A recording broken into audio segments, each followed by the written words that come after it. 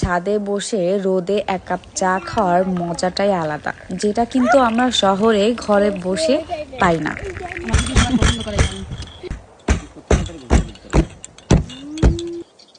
আশা করি শুনতেই পাচ্ছেন যে আমরা চা যখন বানাচ্ছিলাম তখন কি কি সমস্যা ফেস করতেছিলাম।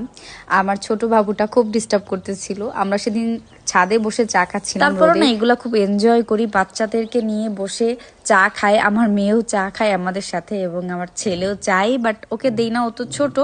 তো আমরা সবাই খুব মজা করতেছিলাম রোদে বসে চা খেতে খেতে, খুব ভালো লাগতেছে। এটা কিন্তু হচ্ছে আমরা যখন যাই তখনকার প্রথম প্রথম ভিডিওগুলা, কিন্তু তারপর থেকে হচ্ছে রোদই ছিল না। কিন্তু আমরা যেদিন চলে আসি ওদিন থেকেই দেখলাম সূর্য উঠতেছে, যাক ভালো।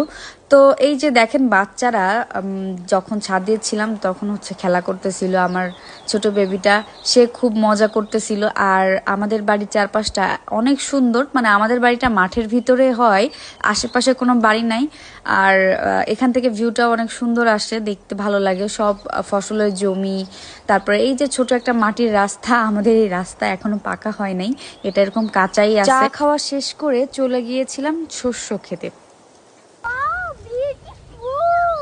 আরে এটা তো শস্যের ফুল। আমার মেয়ে আর ছেলেকে নিয়ে শস্য খেতে গিয়েছিলাম। আমার মেয়ে তার ভাইয়ের মাথায় ফুল গুজে দিচ্ছিল, একটু পরেই দেখতে পারবেন সে কিভাবে রাগ হয়েছিল। আরেকজন যখন ফুল দিচ্ছিল খুবই রেগে গিয়েছিল।